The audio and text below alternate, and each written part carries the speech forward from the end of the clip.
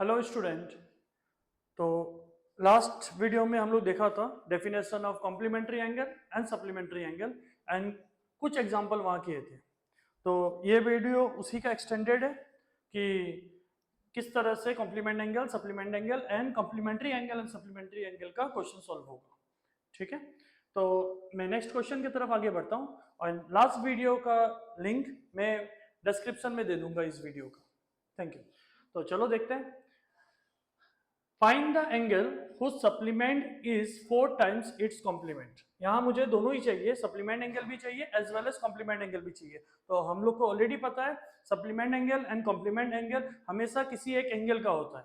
तो पहले मैं एक गिवन एंगल को लेता हूं। Solution, let the given angle be x. तो अगर मैं गिवन एंगल को x ले ले रहा हूं तो सप्लीमेंट एंगल क्या होगा? Supplement angle equal to 180 minus x. Whereas complement angle क्या होगा? कॉम्प्लीमेंट एंगल होगा 90 माइनस एक्स। तो क्वेश्चन को देखता हूं। According to the question supplement angle is, supplement angle का मतलब 180 माइनस एक्स इज का मतलब equal to 4 times its complement, 4 into 90 minus x. तो यहां हो जाएगा 180 minus x is equal to 4 into 90 360 minus 4x। Like term को अलग अलग सेपरेट कर दे रहा हूं। तो माइनस एक्स, 4x को इधर लेके आ रहा हूं, plus 4x equal to 360 minus 180। तो ये हो जाएगा 3x इक्वल टू 180। तो यहां से x इक्वल टू होगा 180 डिवाइडेड बाई 3, दैट इज कितना? 60। देयरफॉर गिवन एंगल कितना होगा?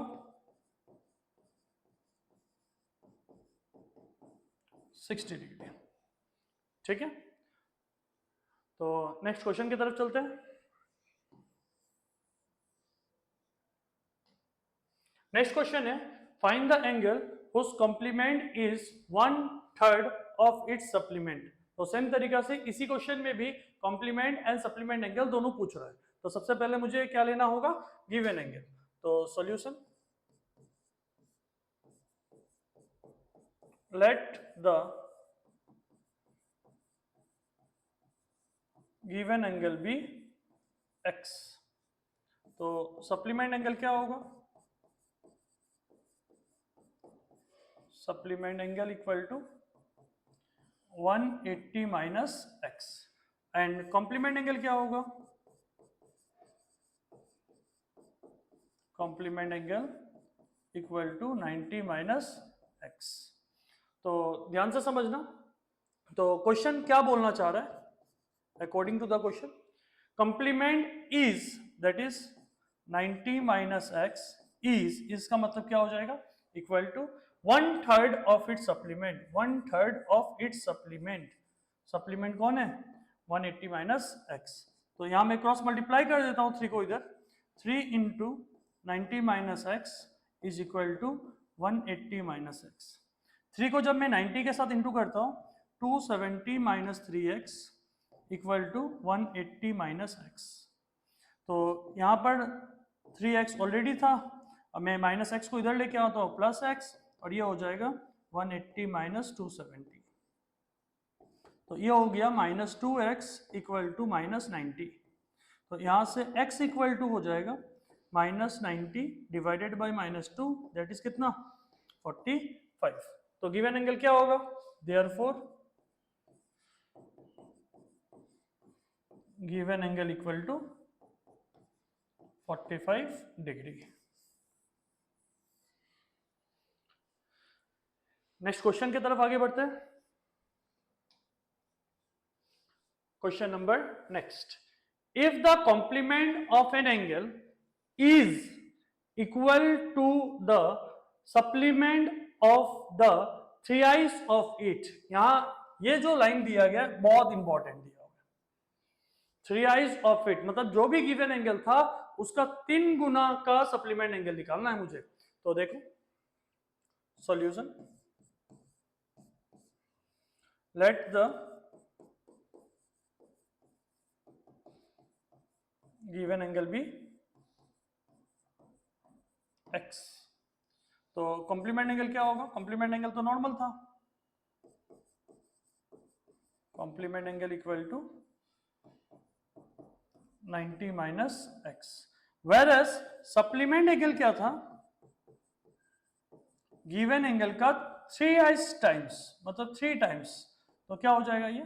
180 माइनस 3x। ठीक है, अभी क्वेश्चन क्या बोल रहा है? If the complement of the angle is equal to the supplement of the 3 of it, मतलब दोनों आपस में इक्वल है।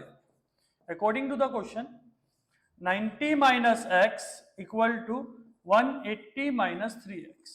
तो सेपरेट कर देता हूं वेरिएबल को, राइट टर्म को एक साथ, माइनस एक्स प्लस 3x, और इधर हो जाएगा 180 माइनस 90। तो ये हो गया 2x और ये हो गया अपना 90। तो यहां से x इक्वल टू कितना आ जाएगा? 90 divided by 2, that is 45। So given angle कितना होगा? Therefore given angle equal to 45 degree. Is it okay? तो नेक्स्ट क्वेश्चन की तरफ आगे बढ़ते हैं। तो अभी तक हम लोग जो भी क्वेश्चन कर रहे थे उसमें सिर्फ आपका कॉम्प्लीमेंट एंड सप्लीमेंट एंगल था, बट अभी जो क्वेश्चन आया हुआ है वो है complementary angle and supplementary angle, इस टाइप का क्वेश्चन मिलेगा। तो जब भी कॉम्प्लीमेंट्री वर्ड यूज होता है तब हम लोग को 2 एंगल लेना होता है, एंड ये क्वेश्चन में रेशियो दिया गया है, तो मैं दोनों रेशियो को क्या लूंगा? 2x and 3x। तो देखो the 2 supplementary angle are in the ratio 2:3। तो मैं क्या लिख सकता हूं यहां पर? Let the 2 angle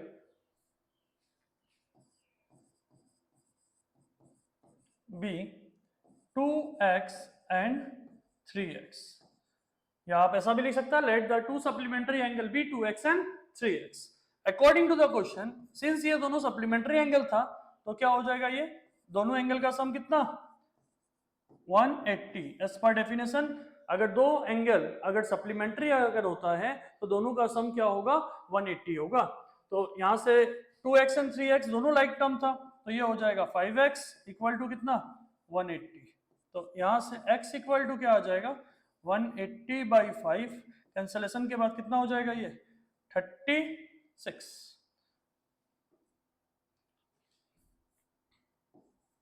तो फर्स्ट एंगल क्या होगा? 2 into 36, that is 72 degree. Second angle क्या होगा? 3 into 36 इक्वल टू 108। एंड आप अगर चेक भी कर पा रहे हैं तो 72 और 108 का सम आप चेक कर सकते हैं, 180 हो रहा है। ठीक है, नेक्स्ट क्वेश्चन कुछ इस तरह का दिया हुआ है, find the value of x for which the angle 2x minus 5 and x minus 10 are complementary angle. तो अगर वो दोनों एंगल कॉम्प्लीमेंट्री है तो इसका मतलब इन दोनों का सम क्या होगा? 90 होगा। तो लिख लेते हैं सॉल्यूशन। तो फर्स्ट एंगल को मैं कुछ एक ले लेता हूं, first angle equal to 2x minus 5 and second angle equal to कितना होगा? x minus 10। तो सिंस दोनों एंगल कॉम्प्लीमेंट्री था तो अकॉर्डिंग टू द क्वेश्चन क्या लिख सकते हैं हम लोग? 2x minus 5 plus x minus 10 is equal to कितना? 90 डिग्री। तो ब्रैकेट ओपन करता हूं पहले, 2x minus 5 plus x minus 10 equal to कितना? 90। तो x और x को मिला देते हैं पहले, 3x minus 15 इक्वल टू कितना? 90। तो यहां से 3x इक्वल टू कितना हो जाएगा? ये 90 प्लस 15। तो यहां से x इक्वल टू हो जाएगा 105 डिवाइडेड बाई 33, कैंसलेशन के बाद ये आ जाएगा 35। तो देयरफॉर x इक्वल टू कितना हो जाएगा अपना, x equal to 35। Is it okay? तो ये था आपका कॉम्प्लीमेंट्री एंड सप्लीमेंट्री के आगे।